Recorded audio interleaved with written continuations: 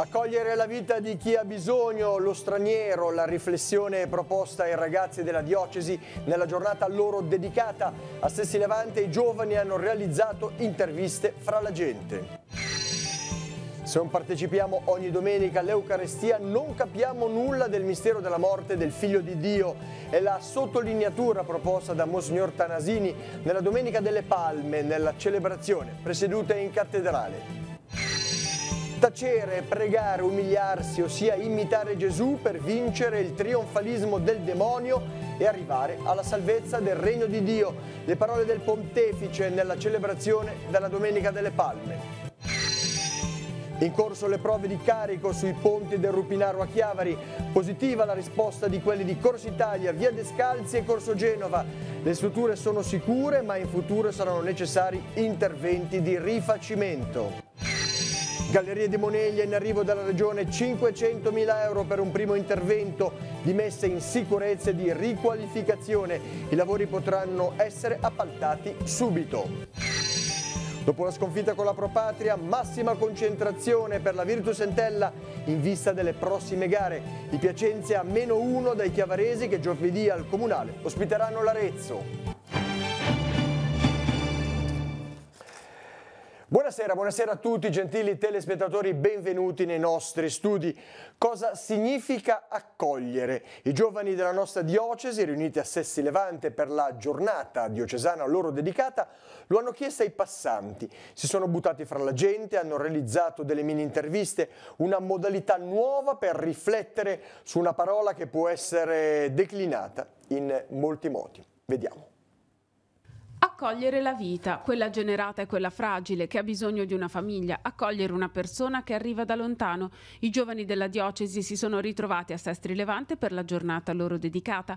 Hanno percorso le strade del centro e del lungomare provando a confrontarsi con chi incontravano proprio su questa parola, accogliere. È stato bello vedere come delle persone casuali riescono a tirare fuori delle parole che non ti saresti mai aspettato di trovare. La parola accogliere secondo me fa parte di un lungo sentiero. Si parte prima con la scoperta, quindi col cercare di capire effettivamente dove andrai a parare, la competenza, quindi il cercare di tastare effettivamente la situazione, quindi cercare di aiutare anche le altre persone. L'accoglienza probabilmente si trova in questo momento, e poi la responsabilità del cercare di poi effettivamente prendere in mano la situazione e dire ok, io ora posso aiutare tutti gli altri a cominciare questo percorso. Poi l'ascolto delle testimonianze, quella di un giovane giunto a Rapallo 2 anni e mezzo fa dal Senegal. La cosa più importante è quando una persona ha bisogno e vede sempre delle persone che lo vengono a aiutare senza niente, ed è una cosa bellissima. Poi quella di Angela, sposa di Paolo da quasi 20 anni, genitori di 5 figli. Da qualche tempo nella loro casa vive anche un giovane rimasto solo. La Chiesa ci ha accolto e questo ci ha dato poi di rendere questa accoglienza, quindi nell'accogliere i figli che Dio ci ha mandato e nell'accogliere anche ultimamente questo ragazzo che vive con noi, che è veramente Gesù Cristo che è entrato in casa nostra e ha fatto in modo che i nostri figli adolescenti, chiusi in se stessi, si aprissero un po', e adesso finito di mangiare non scappano tutti nelle camere ma rimangono a tavola, si parla, si chiacchiera di più e si aprono anche, lui parla molto con loro e loro si confidano, quindi è proprio una benedizione. Sì. Infine la storia di Simone e Stefano, sposi, genitori naturali di 2 figli e da qualche tempo genitori di 8 bambini in affido. Forse quello che per noi è più importante, il fatto che sia le nostre 2 figlie che i bimbi accolti possano imparare a loro volta ad accogliere, ad aiutarsi. Questo da noi c'è ed è per questo che si riesce ad andare avanti, a sopravvivere e sicuramente ognuno di loro si arricchisce di questo tipo di vita. Il ramoscello d'olivo e la palma benedetta non sono un amuleto da portare nelle nostre case, ma il ricordo di un fatto realmente accaduto e ancor più della passione e morte del Figlio di Dio. Monsignor Tanasini ha presieduto il rito della benedizione delle palme nella cattedrale di Nostra Signora dell'Orto in Chiavari, proponendo anche un forte invito a partecipare ogni domenica con fedeltà alla celebrazione eucaristica. Vediamo.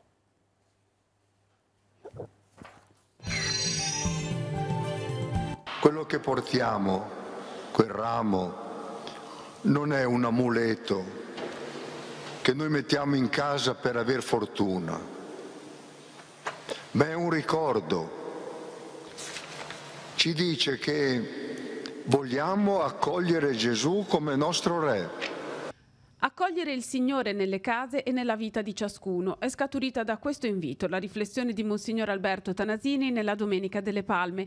Dopo aver ripetuto il rito della benedizione, il Vescovo ha presieduto l'Eucarestia nella cattedrale di Nostra Signora dell'Orto, perché il rito non è e non può essere staccato dalla celebrazione, altrimenti non si comprende fino in fondo il sacrificio di Cristo, il suo scendere fino all'abisso dell'umanità.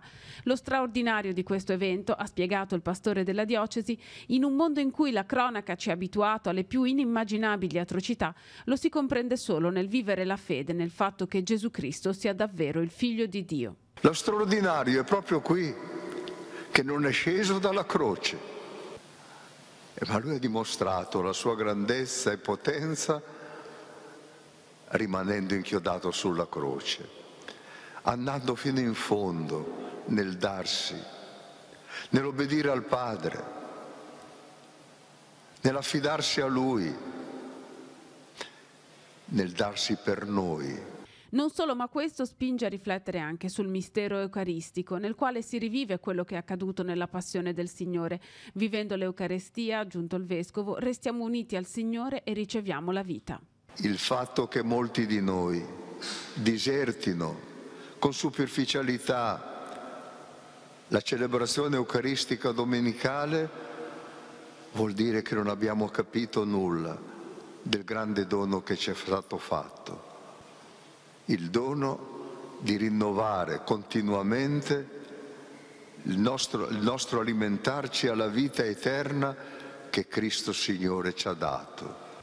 Ritorniamo, se vogliamo davvero partecipare alla gloria di Cristo, avendo partecipato alla sua passione. E nella Domenica delle Palme il Papa si è rivolto in particolare ai giovani. Prima di recitare la preghiera mariana dell'Angelus, li ha invitati a vivere nella quotidianità le indicazioni della recente esortazione apostolica Christus Vivit e a pregare il rosario per la pace, in modo particolare per la pace in Terra Santa e il Medio Oriente. A tutti i fedeli presenti in piazza San Pietro sono state distribuite in dono speciali corone del rosario in legno d'olivo, realizzate in Terra Santa espressamente per l'incontro mondiale dei giovani a Panama del gennaio scorso. Nell'omelia della Santa Messa Francesco ha esortato a seguire l'esempio di Gesù, tacere, pregare, umiliarsi, per vincere il trionfalismo del demonio e arrivare alla salvezza del regno di Dio. Vediamo.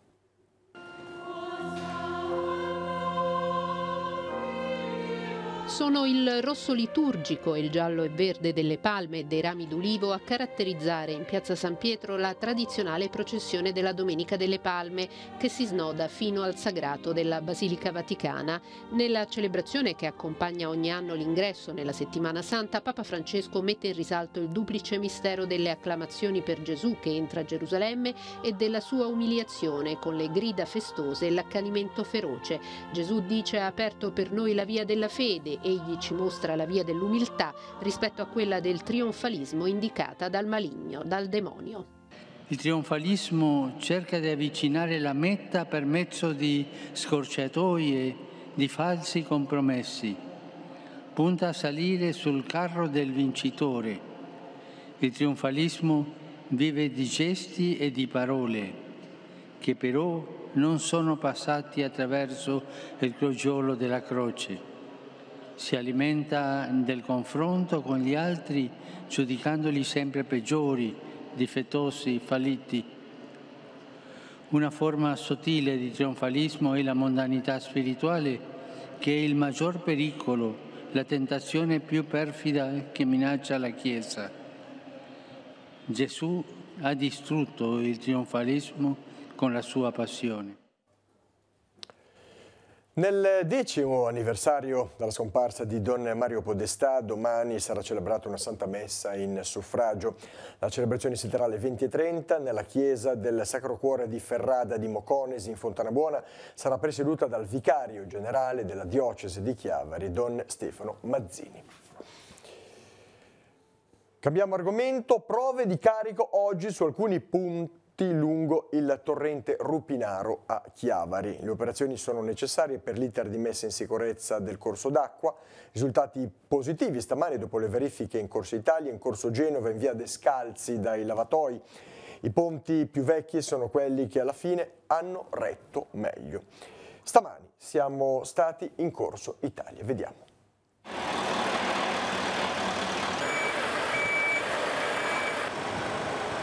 Al termine delle prove di carico, il ponte di Corso Italia è sceso di 1,4 mm. Considerate le sue caratteristiche, per i tecnici la risposta è positiva.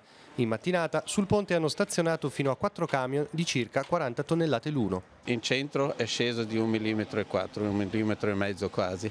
Scaricando è ritornato a zero. Quello è molto interessante, molto positivo e necessario, perché così sappiamo che il ponte sta ancora staticamente lavorando nelle condizioni come dovrebbe. Un'altra cosa però è il suo mantenimento. Le condizioni del ponte non sono ottimali. Negli anni la salinità ha aggredito ferro e calcestruzzo. Nel futuro occorrerà intervenire. Come si vede, il ponte non è in un ottimo stato. Se rimane così, se rimarrà così per lungo tempo, per prossimi 10 anni, sicuramente la struttura non potrà sopportare questi carichi. Che cosa si deciderà come comune?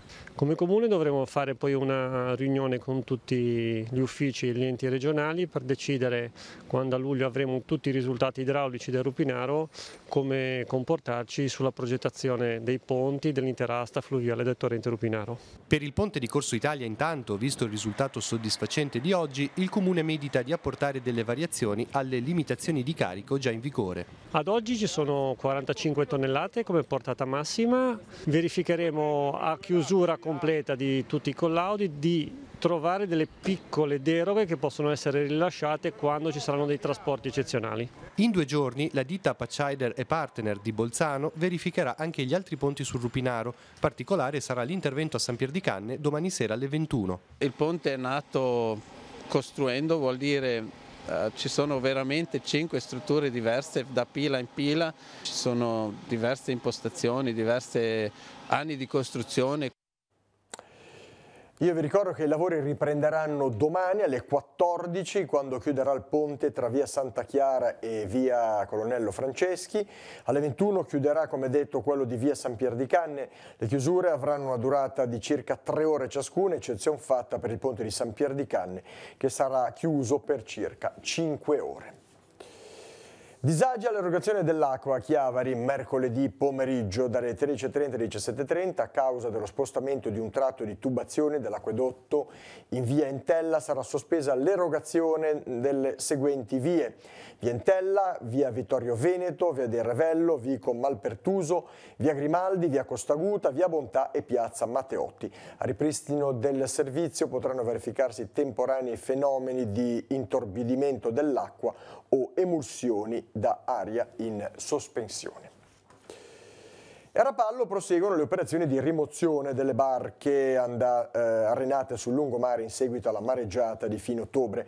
Oggi è stata la volta dell'imbarcazione Flag, mentre il Solaria Too, già sollevato e sistemato sulla chiatta, ha lasciato il porto. Questa settimana, rendo noto all'amministrazione comunale, inizieranno i lavori di pulizia della scogliera del lungomare Vittorio Veneto da rottami e detriti. Il lavoro è affidato alla ditta Italsub.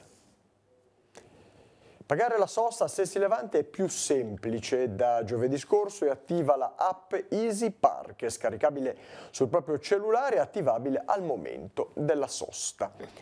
A Pasqua invece entrerà in funzione Telepass Pay, che svolge la stessa funzione addebitando il pagamento della sosta direttamente sul conto Telepass dell'automobilista. Entrambe le applicazioni, una volta scaricate, consentono il pagamento della sosta in tutte le località in cui il sistema è attivo. Si tratta di una rete che include 13 paesi europei e oltre 350 città. Da questa settimana saranno inoltre in servizio 4 nuovi agenti di polizia municipale che rafforzeranno il controllo della sosta anche nell'ambito delle aree a pagamento. Potranno partire a breve i lavori di messa in sicurezza e di riqualificazione della strada delle Gallerie di Moneglia. La Regione Liguria, attraverso il Fondo Strategico per le Infrastrutture, ha stanziato 500.000 euro per un primo stralcio di interventi che riguarderanno la sicurezza e il monitoraggio delle strade. Vediamo. La riattivazione del segnale telefonico su tutto il tragitto e l'installazione del sistema Wi-Fi in galleria per migliorare le condizioni di sicurezza e percorrenza dei tratti e garantire la funzionalità dei sistemi di monitoraggio sono gli interventi previsti per il primo lotto di ammodernamento e riqualificazione della strada delle Gallerie di Moneglia nell'intero tratto tra Deiva Marina e Sestri Levante. L'intervento sarà finanziato dalla Regione Liguria con 500.000 euro del Fondo Strategico, primo stralcio di un'operazione più ampia e significativa in quanto riguarda l'ammodernamento di un'arteria molto importante per il territorio del Levante, dichiarata di interesse regionale. La strada, ricavata sul sedime della vecchia linea ferroviaria lunga 7 km e nella quale si attraversano 12 gallerie, vanta 145 anni di storia e ogni giorno viene utilizzata in media da quasi 2.000 veicoli. Questi primi finanziamenti ci consentiranno di garantire la maggiore efficacia dell'infrastruttura, ha spiegato l'assessore regionale alla protezione civile Giacomo Giampedrone in visita a Moneglia insieme al presidente Toti e ai sindaci dei 3 comuni. La strada rappresenta una risorsa unica e fondamentale non solo per i comuni attraversati, ma per l'intera regione. L'intervento di messa in sicurezza potrà partire subito. Entro l'anno il cantiere verrà infatti appaltato per dar modo agli enti di spendere quanto prima i finanziamenti a disposizione.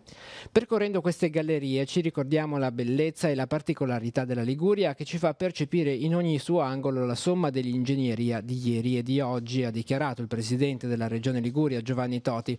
Intervenire su questa infrastruttura rappresenta qualcosa di più della semplice somma algebrica tra numero di macchine, abitanti e turisti da accogliere. Vuol dire coltivare con grande tenacia le nostre peculiarità. Con questi finanziamenti e grazie al progetto, ha concluso il presidente, potremo impostare un lavoro che va oltre l'impiantistica e la sicurezza e che riguarda la protezione delle nostre aree così belle e così fragili. E questa è una giornata importante perché i lavori di ricostruzione del nuovo viadotto sul torrente Polcevera a Genova sono ufficialmente partiti proprio oggi. Sono cominciati con la posa del palo per la pila numero 6. Lo rende noto la FIAB come strumento. Lo rende noto per Genova Joint Ventures, costituita da Fincantieri e Salini in Pregilo, a cui è affidata la progettazione e la realizzazione di questa importante opera. Il palo viene trivellato fino a 46 metri ed è il primo degli 11 che sosterranno il basamento della pila numero 6. Sarà questa la prima parte dell'opera che darà solidità al nuovo viadotto. La fase di costruzione è stata avviata in seguito alle attività propedeutiche iniziate nelle scorse settimane e arriva pochi giorni dopo gli esercizi di stress test del palo di prova. Da oggi è possibile riscuotere il rimborso parziale o totale della tassa regionale pagata per l'iscrizione all'università per l'anno accademico 2017-2018. Nei prossimi giorni 3.150 gli studenti dell'Ateneo Genovese e degli AFAM della Liguria che riceveranno un SMS da parte del Liseo per il rimborso di quanto pagato in eccesso sulla tassa regionale per il diritto allo studio. Un impegno di 203.000 euro che la Regione ha sbloccato a favore di tutte quelle famiglie che, a seguito della presentazione della documentazione ISEE, risultano aver pagato più del dovuto al momento dell'iscrizione. Il rimborso potrà essere ritirato entro il 7 dicembre del 2019. È convocato per mercoledì prossimo, 17 aprile alle 18:30, il Consiglio Comunale a Cogorno. In discussione il rendiconto della gestione per l'esercizio finanziario 2018. A causa dell'abbassamento delle temperature, i comuni di Cogorno e Lavagna consentono il prolungamento dell'accensione degli impianti di riscaldamento. A Cogorno sino al 25 di aprile compreso, per un massimo di 12 ore giornaliere. A Lavagna fino al 22 aprile per un massimo di 6 ore giornaliere. Ghiaccio bollente, il titolo del libro scritto dalla docente e pedagogista Daniela Patrignani. Nelle pagine sono raccolte alcune fiabe scritte dalla stessa allo scopo terapeutico per alcuni adolescenti. La sua esperienza è stata al centro di un corso di formazione per insegnanti che si è svolto presso l'Istituto Luzzati di Chiavari. Noi eravamo presenti.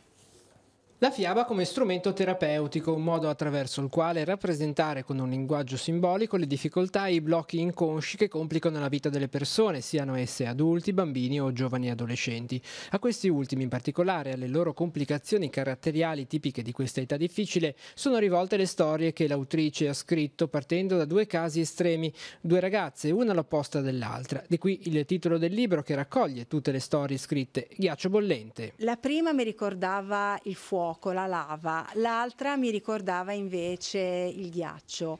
Entrambe due ragazzine molto intelligenti e la fiaba dentro di loro ha smosso qualcosa, è stata risolutiva. Ecco. Si può dire che sono gli estremi queste due ragazze di un'età che è quella dell'adolescenza caratterizzata da tante problematiche. Attraverso quale strumento si riesce a entrare in contatto con gli adolescenti di oggi? La fiaba è uno di questi. Intanto il primo strumento è sicuramente l'empatia.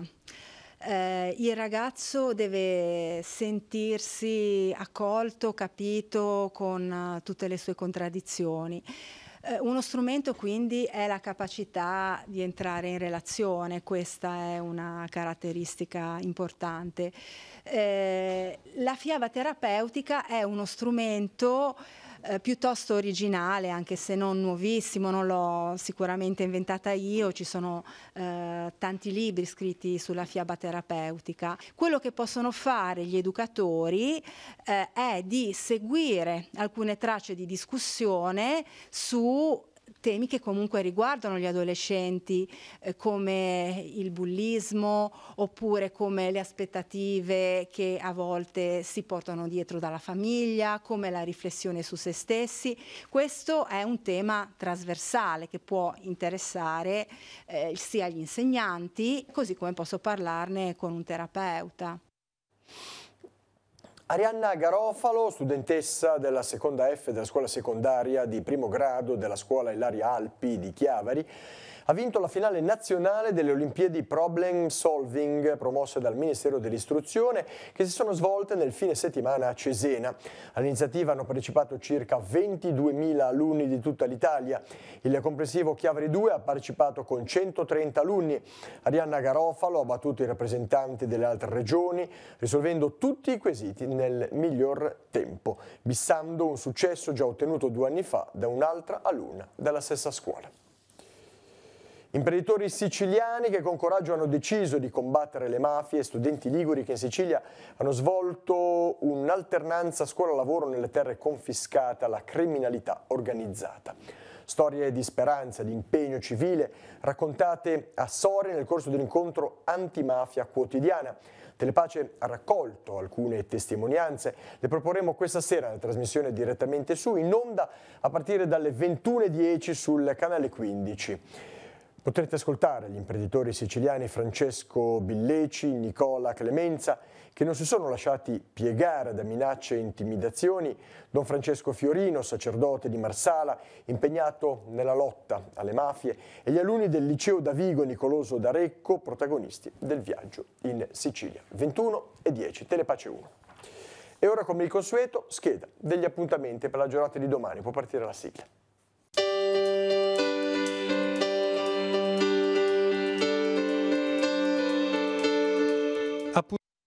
Appuntamenti in agenda per martedì 16 aprile. Il Museo Scientifico Leonardini Sanguinetti sarà aperto alle visite dalle 9 alle 12. Nei locali del Seminario Vescovile di Chiavari sono esposti più di 300 apparecchi risalenti ai primi anni dell'Ottocento. Alle 11.45 all'ingresso del porto di Chiavari sarà inaugurata una palestra a cielo aperto. L'area del lungomare è quella dei giardini con le dune di sabbia. Saranno presenti Luca Bellini, campione di canoa polo, e il personal trainer Tiziano Possega. Nuova lezione all'Accademia Culturale di Rapallo. Alle 16 nei locali di Villa Quairolo Massimo Bacigalupo affronterà il tema Società e letteratura nell'Irlanda del Novecento. Prosegue il corso di cultura genovese. Alle 16.30 nella sala livellaria di Via del Pino a Chiavari, incontro con Marcello Vaglio dal titolo Lesemmo insemme. Alle 17.30 al bar Primula di Camogli sarà presentato il libro Il taccuino del monte di Lucilla Carcano e Mario Calbi, edito dall'Ultima Spiaggia. Il volume è una sorta di diario di campagna che ha al centro il parco di Portofino e i suoi tesori. Infine, anteprima d'estate a Zoagli in piazza 27 dicembre. È il ciclo di appuntamenti che verrà aperto dall'esibizione dei piccoli musicisti del maestro Giuliano Palmieri. L'inizio alle 18 nel teatro parrocchiale. Parliamo di sport e calcio. La Lega Pro battuta d'arresto per la Virtus Entella nella corsa per la promozione. I biancocelesti sono stati sconfitti 2-0 dalla Pro Patria a Busto Arsizio, squadra già sicura di affrontare i play-off. Alle spalle dei chiavaresi si fa sotto il Piacenza, che si è portato a -1 in classifica dai chiavaresi, e giovedì al Comunale arriva l'Arezzo. Fischio d'inizio ore 20:30. Sentiamo le dichiarazioni a fine gara di mister Boscaglia. Dopo la sconfitta maturata allo stadio Speroni di Busto Arsizio, la Virtus Entella si appresta a vivere il momento più difficile della stagione, e quanto si legge sul sito della società biancoceleste all'indomani della partita con il Pro Patria, formazione che ha battuto i chiavaresi per 2-0 grazie ai gol di Zarro al 16° e le Noci su rigore al 65°. Il tesoretto per l'Entella è di un solo punto di vantaggio sul Piacenza, praticamente unico rivale alla promozione diretta. D'altro canto ci sono le difficoltà delle rimanenti 4 partite. A questo punto della stagione l'unica cosa che conta è guardare con determinazione al futuro più prossimo e porre come unico traguardo ciò che la squadra sta inseguendo praticamente da luglio. Lo sapevamo già e naturalmente abbiamo iniziato un po' così, balbettando, e abbiamo preso il gol su un piazzato. Quindi si è messa subito difficile, la squadra però ha iniziato a giocare anche bene. Il problema è che ci siamo anche fatti infilare più volte con passaggi sbagliati, con situazioni un po' così al limite, diciamo, del sostenibile per quanto riguarda la qualità dei passaggi. Nel secondo tempo abbiamo iniziato bene, abbiamo fatto qualche cambio e la squadra ha reagito benissimo, nel senso che comunque sono stati 20-25 minuti dove li abbiamo messi lì dietro. Loro ci ripartivano, quindi ci creavano qualche problema, hanno giocato molto su palla lunga, rinviando tanti palloni e noi soprattutto inizialmente non abbiamo avuto le misure giuste, soprattutto contro i loro 3 difensori e il play. Poi, ripeto, in quei 25 minuti che dicevo abbiamo sfiorato 2 volte il gol del pareggio e purtroppo abbiamo preso su un calcio d'angolo nostro una ripartenza che ci ha fatto molto male. Però dobbiamo guardare avanti, non ci dobbiamo soffermare su questa ci deve servire da lezione, dobbiamo pensare subito ad Arezzo, che è la partita più importante del nostro campionato. Passiamo ai dilettanti. La Serie D nella 31esima giornata del girone A perde la Lavagnese, pareggia il Sestri. I bianconeri in trasferta sul campo della Fezzanese sono stati battuti per 2-0. Il risultato è stato sbloccato al 14° della ripresa da una rete di Diallo. Raddoppio 4 minuti più tardi con Baudi. Lavagnese che resta ferma in classifica a 36 punti in area play-out. Pareggio di 1-1 per i corsari al Sivori che ospitava il Ligorna. Il Sestri è passato in vantaggio al 35° del secondo tempo con la rete di Pane, ma è stato raggiunto dal Ligorna allo scadere, 46° di gioco col gol di Lala. I rossoblù salgono a 37 punti in classifica. Passiamo ora alla pallanuoto. Prosegue la cavalcata strepitosa della Proreco anche in Europa. A Budapest i biancocelesti hanno conquistato la 12ª vittoria in altrettante partite di Champions League, battendo il Ferencváros per 13-7. Nei campionati nazionali invece, in Serie A2 maschile, vittoria casalinga per il Lavagna 90 che ha battuto il Civitavecchia 14-5. I lavagnesi salgono a 36 punti, terzi in classifica dietro a Camogli 42 e Real Mutua Torino che comanda a 44. In Serie B maschile Arenzano ha battuto il Chiavari 11-8, vittoria del Rapallo nella vasca del Vigevano per 9-7. La classifica vede il Chiavari fermo a 6 punti, il Rapallo invece è a 17 punti in classifica. Con questa notizia di pallanuoto termina il giornale anche questa sera. Prossimo appuntamento è domani 12:45 con Tigullio Oggi. Vi lascio alla programmazione serale sulla nostra emittente, in particolare direttamente su In Onda alle 21:10. Grazie per la cortese attenzione, una buona serata a tutti, arrivederci.